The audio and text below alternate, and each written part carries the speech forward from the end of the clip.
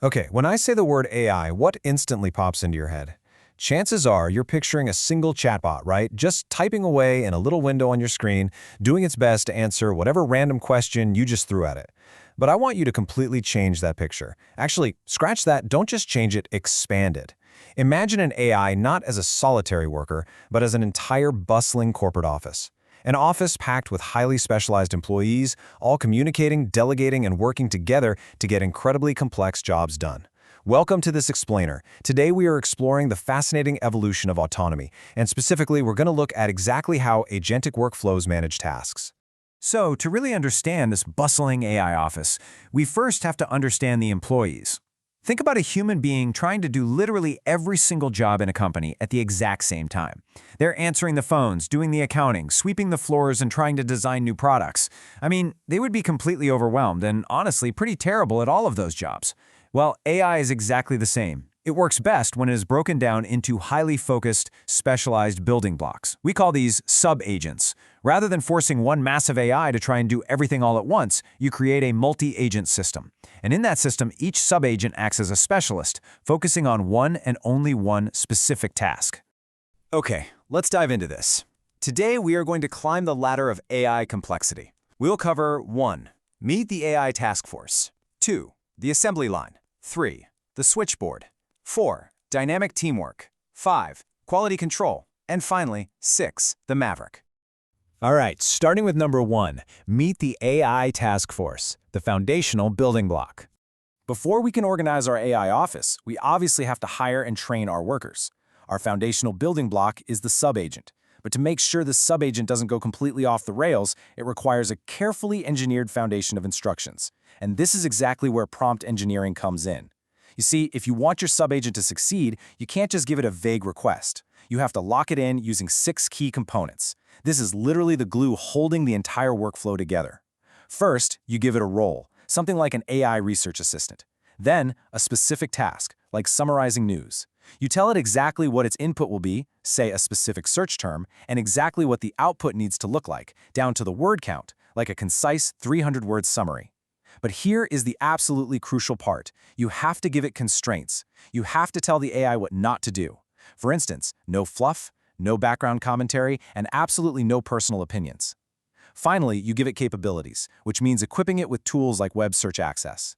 When you construct a prompt with these 6 pillars, you've just created a reliable, highly focused sub-agent that is ready to go to work.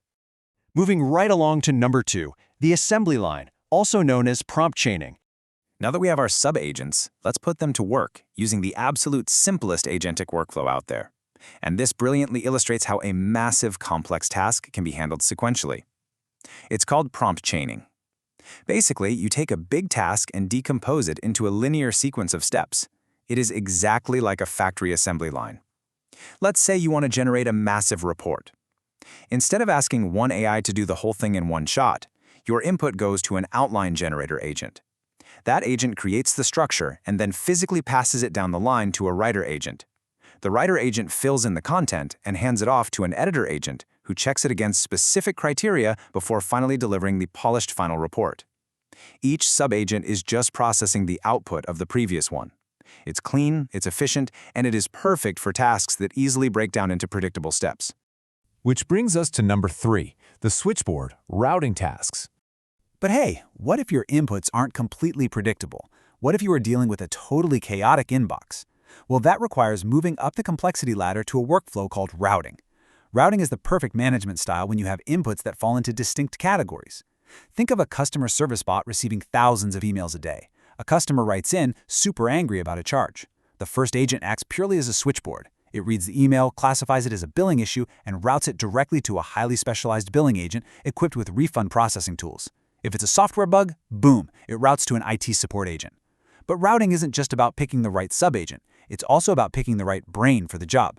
A simple password reset query can be routed to a super fast, cheap model like Gemini Flash. But a deeply complex logic issue?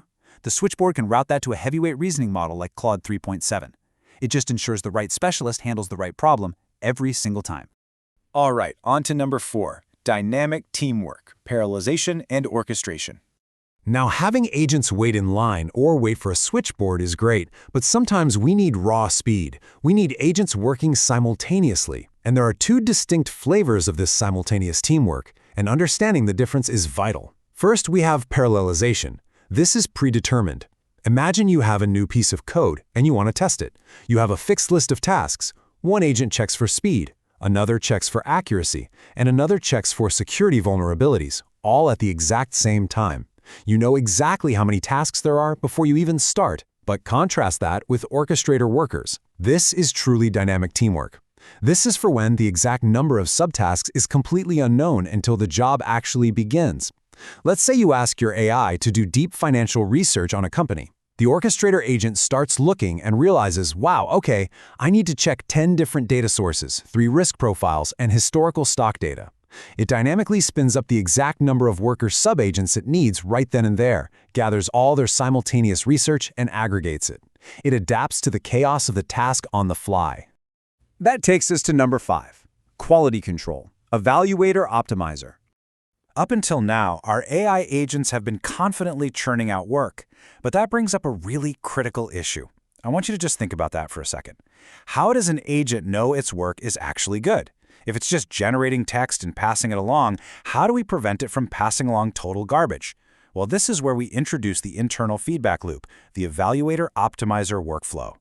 This workflow is essentially a circular loop dedicated entirely to quality control. Here is how it works. Step 1, a worker agent generates an initial solution. Step 2, instead of delivering it to the user, it hands it to an evaluator agent whose entire job is to aggressively check the work against strict criteria. Step 3, if it's not up to standard, the evaluator rejects it and sends it back with specific feedback for refinement.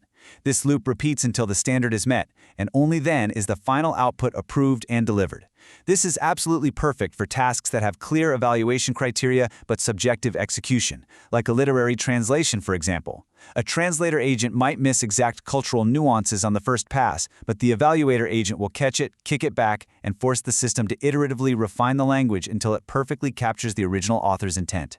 And finally, number 6, the Maverick, truly autonomous agents. We have finally arrived at the absolute peak of the autonomy ladder. Now, what's really interesting about this is the profound irony of it all. The truly autonomous workflow is actually the simplest one to set up in code, but it yields the absolute most unpredictable and complex results. Instead of building a neat assembly line or a clever switchboard, you basically just hand the AI a goal and let it off the leash. The agent takes an action, checks its environment to see if that action actually worked, and then independently decides on its next step. It's highly effective for incredibly open-ended problems, where you simply can't predict the path to success. A great example of this is Claude's computer use feature, where the AI is literally given control of a computer to solve an intricate software bug. It might open a file, realize it's the wrong one, close it, run a search, read a log, write some code, and test it, all entirely on its own, navigating the environment exactly like a human would. But hold on, just because you can unleash a Maverick autonomous agent doesn't mean you always should. I want to leave you with this absolutely crucial rule of thumb from Anthropic's Guide on Building Effective Agents. They say, always go with the simplest implementation possible. Don't over-engineer. While truly autonomous agents are incredibly fascinating, they can easily get lost, hallucinate, or just burn through a ton of computing costs. For most day-to-day business tasks, a simple, predictable assembly line or a smart routing switchboard is infinitely cheaper, faster, and more reliable. So build the exact level of autonomy the task requires, and nothing more. So, the real takeaway here is this.